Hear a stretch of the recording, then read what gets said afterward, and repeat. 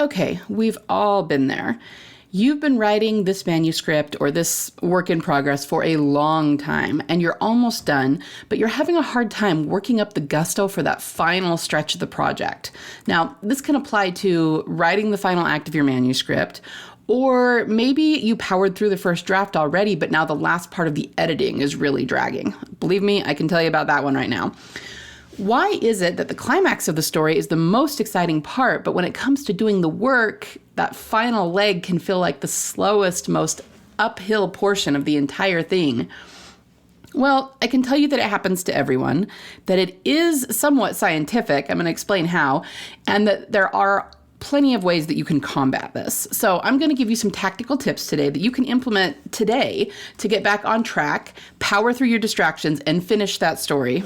Yay! So stay tuned. Hi there, aspiring fiction author. Welcome to Fiction Author Business School. Do you want to write your stories with ease and confidence? Do you find yourself Googling how to write a fiction book or how to write a character arc? Do you want to create a fiction empire, but you can't even finish the story you're currently working on, and you find yourself doubting it will even be good enough? Hi, I'm Liesl. I too have been writing stories since I was just a kid. I wanted to do something about my fiction writing dreams, but got information overload every time I looked for writing help because there's just so much out there on the internet. I wanted confidence that I wouldn't disappoint my readers and a plan to publish regularly. I knew the foundation of any author career, including the marketing aspect, is a stellar and well-written story, but I didn't know how to be sure that my story was solid. I went on a journey to figure out what really makes readers tick and how to incorporate those addictive elements into my story.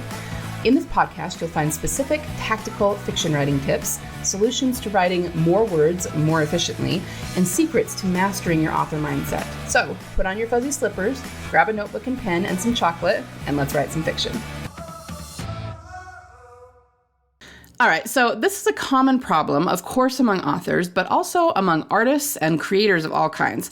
I, years ago, attended an LUW conference, and there was an author presenter there. His name was Clint Johnson, and he talked about what he called the inevitability of disappointment. Now, I do think I've talked about this on the podcast before, but it's worth repeating here because it's really important to understand, especially when you're having a hard time drumming up motivation to finish your project, all right? So when he explained it, he got really sciencey about it, and I won't do that. But he just talked about how when we come across something that is new to us, so say a new clash of ideas, a new premise, something that's, going to maybe give us an idea for our next story that we're going to write. Well, there's a chemical reaction that happens in our brain. It's dopamine or whatever, and it creates euphoria or a sense of excitement. In other words, we get really, really excited about this new story idea. And of course, this is a good feeling. It's what gets us all hyped up. It's what gets us all passionate and excited to write our stories. So, for example, let's say that I'm trying to think of what my next story is going to be, and all of a sudden I have this idea. I decide I want to write a vampire story, but maybe instead of going the way of Anne Rice, I will write a story that's way more family friendly about a teenage vampire. And she falls in love with a vampire who's actually a really good guy with lots of humanity, lots of teenage angst going on. Now, of course, Twilight isn't new to any of us, but if I had been living under a rock for the last 15 years or so and really had never heard of it, that idea is new to me, right? It's new in my brain. And so I'm going to get excited about it. It doesn't have to be new to the whole world. We're talking about what's happening inside our own brains. And we get really excited and we feel this really intense high as we get excited about a new story, right? But then inevitably, as with all things, our brain gets used to the idea, okay? And that euphoria, that high, goes away. Now understand that this feeling we get when the euphoria goes away isn't inherently negative. It's not a bad thing, but compared to the high we felt before, it's just less. So it can feel like a downer. And how does this manifest? Well, it can manifest at just about any part of the creative process. So it can be immediate, right at the beginning. After I think of Twilight, essentially, maybe 3 minutes later, I'm going, nah, that's dumb. Nobody will like that. Or maybe I realize that it's really similar to something that someone else put out recently and go, nah, it would just be a ripoff of that. Nobody would like that, It can happen a lot later in the creative process, too. We might work on a project for months, and then just when we're getting ready to finish, all of a sudden, we hit a wall, and we're like, wow, after all of this, I totally think this is going to flop. Why am I still working on this project? No one's going to want to read it anyway. You see what I mean? We just have these doubts. We have these negative feelings, and it can be difficult to deal with at first, But there's a couple of things you need to understand about this. Number one, this feeling is not unique to you. Like I said, it happens to all creatives, okay?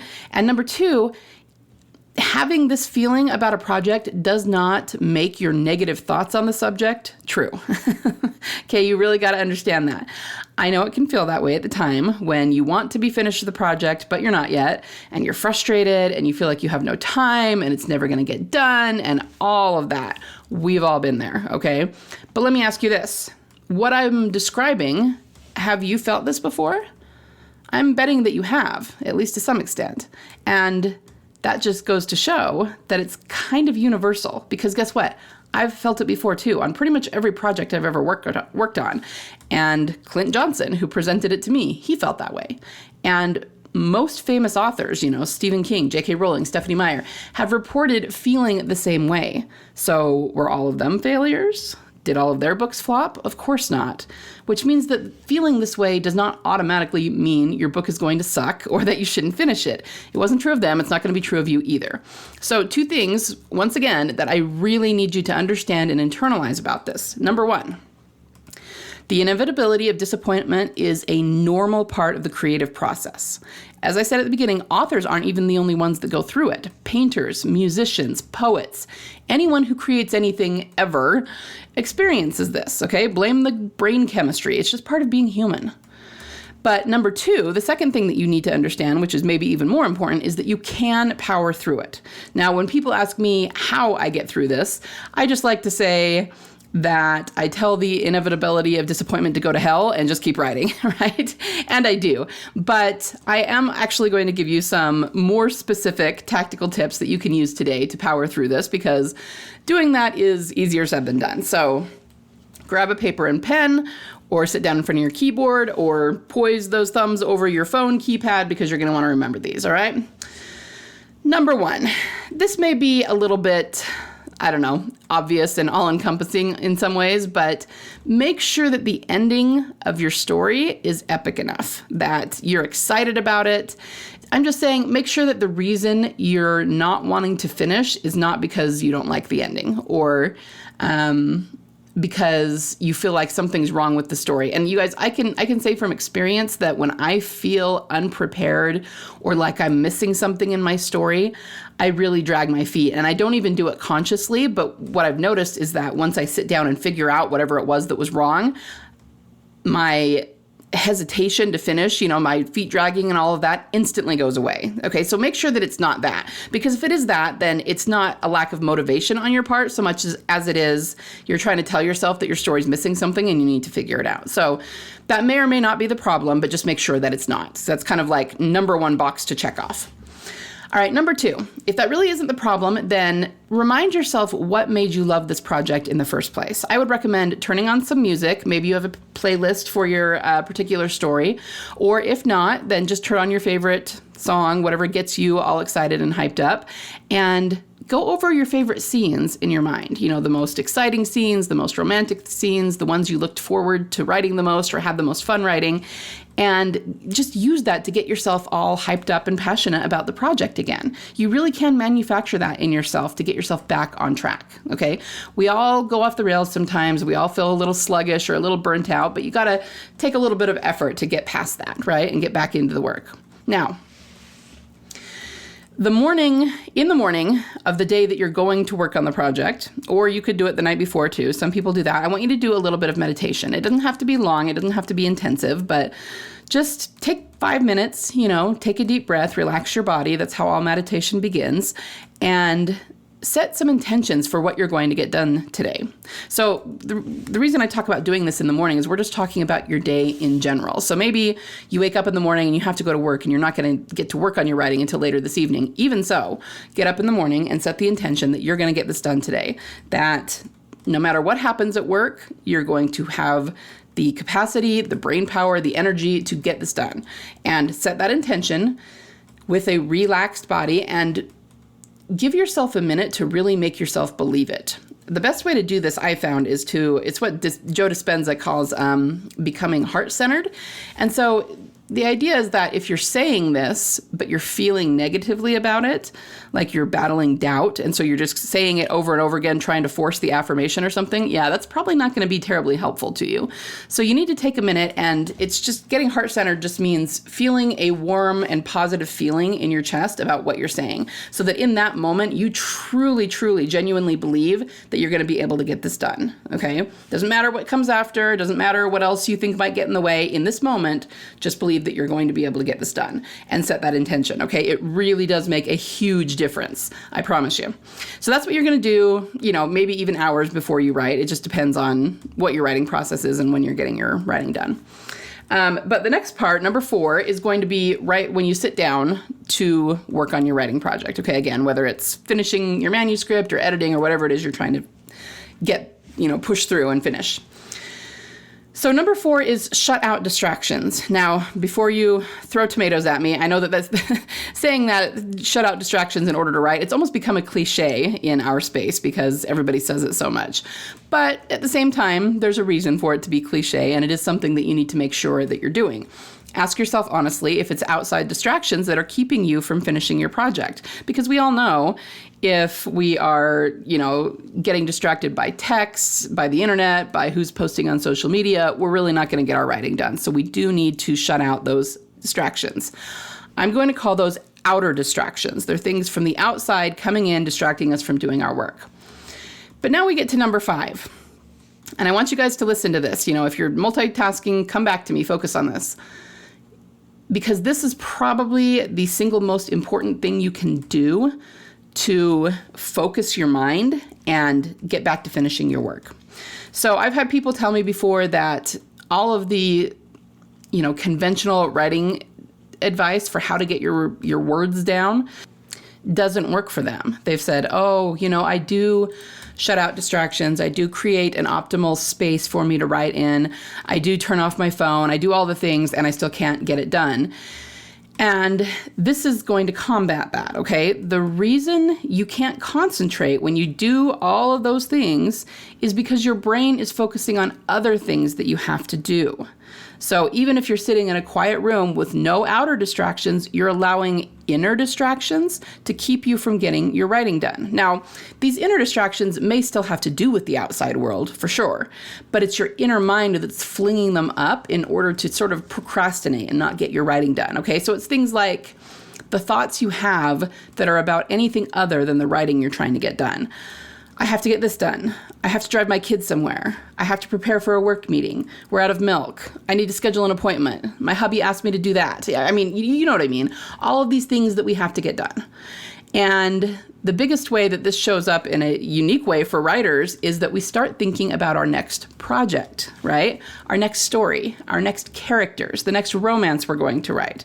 And I mean, all of that's fantastic. I'm glad you're so excited about your next project, but you need to focus on finishing this project right now.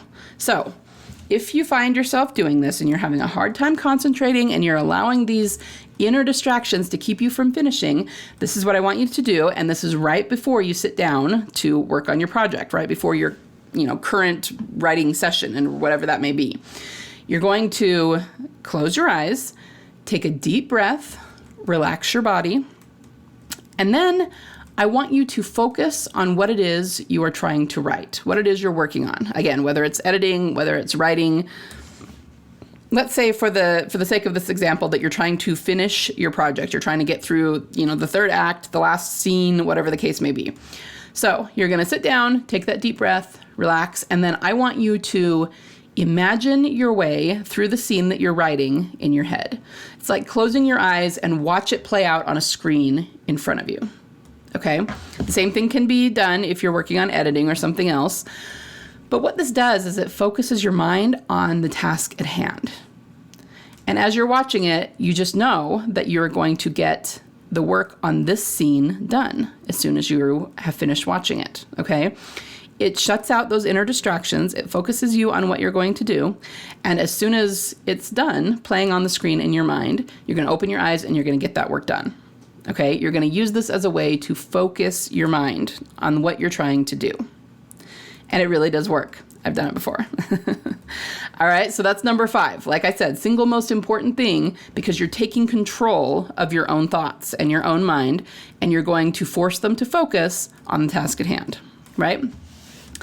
And number 6 is practice, practice, practice. I've talked about this before, but the more you give in and don't do the work, the more you're building pathways in your brain to reinforce that that's what you should do every time. So every time you say, I'm going to sit down and write, and then allow yourself to be distracted and don't do it, it actually becomes harder to sit down and write the next time, because your brain will always do what you've done before.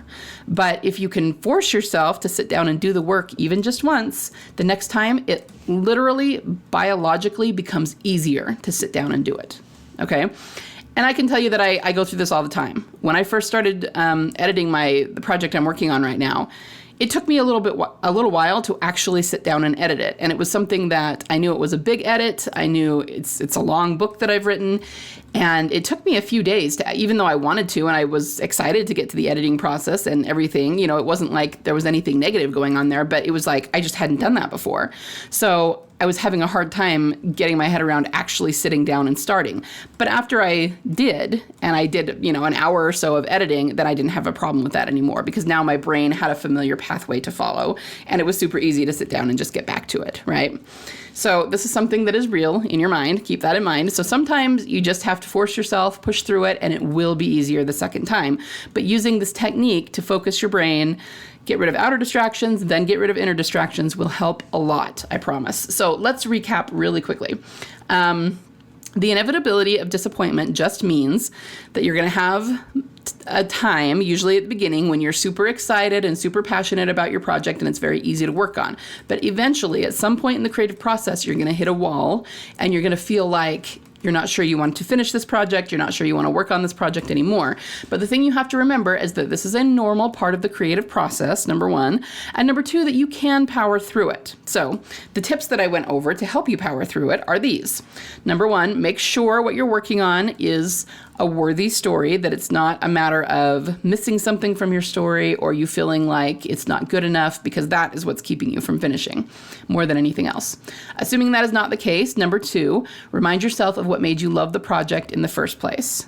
Turn on some music, go through some of your favorite scenes, just get yourself hyped up about it again. Number 3, in the morning or perhaps the evening before, do a little meditation, set your intentions, and truly believe that you're going to be able to get this done, and you will. When you sit down to write, number 4, make sure to shut out outer distractions, and then close your eyes, do a little bit of meditation, relax your body, and play out in your mind the scene that you're going to be working on so that you can focus your mind on the task at hand. And then when you open your eyes, you're ready to go. You just get to work. And number 6, practice, practice, practice. Just the more you do it, the easier it will become, just like everything else. Okay? Now, if you are interested in learning more details about this, more about how to focus your story, more about how you can make sure that your story will appeal to readers, to have confidence in your story, that it really will be up to par, and even learning the details of how to do the meditation, step by step, have me walk you through it, all of that, then you're probably going to be interested in my upcoming course, Fiction by Design. So if that's the case, you can get on the early interest list, which just means I'll email you when I have more information about it and when it's becoming available. It's at bit.ly/fiction by design, and I will put that in the show notes if you need a clickable link. All right, so thank you for listening today. Thank you for being here. I really hope that this helps you. Look, even if you haven't experienced it before because you're so new at writing, at some point you're probably going to experience the lack of motivation, and I hope this helps you to power through it and finish your story, because there's something so empowering about finishing your story. And even if it's the first thing you've ever written and it's, really is pretty amateurish, that's okay. It's a step we all have to take. And the thing that I said about number 6 and, creating pathways in your brain, that's actually true of finishing your story too. If you have written 10 stories and not finished a single one of them, you have to start finishing them, even if you're just writing the crappiest ending you can think of, because it creates the pathway in your brain to start finishing stories. You've got to power through it at least once in order to break out of that habit. So make sure that you're doing this. Finish for the sake of finishing if you need to. And I'm not saying write a crappy story on purpose. By all means, do everything you can to make it fantastic. But if you're in a bad habit of that, sometimes you have to finish, just to get yourself over that habit, right? So power through, finish what you're working on, and then you can move on to your next fantastic, wonderful, unique, amazing project, okay? I believe in you. You can do this. And thank you for spending some time with me today. Have a wonderful week of writing, and I'll see you back here next time, same place. Bye. Thanks so much for listening today. Before you go, would you be willing to do me a solid? If you found any value at all in this episode today, would you be willing to share it with other authors just like you, in the hopes that they might find some value in it as well? Happy story crafting this week. Remember, only you can bring the world the unique story that you are trying to tell. Only you can succeed in your own unique way in getting it out of your mind and your heart and into a medium where it can reach thousands, if not millions, of salivating readers. You don't have to worry about failure, because there is always a market for awesome.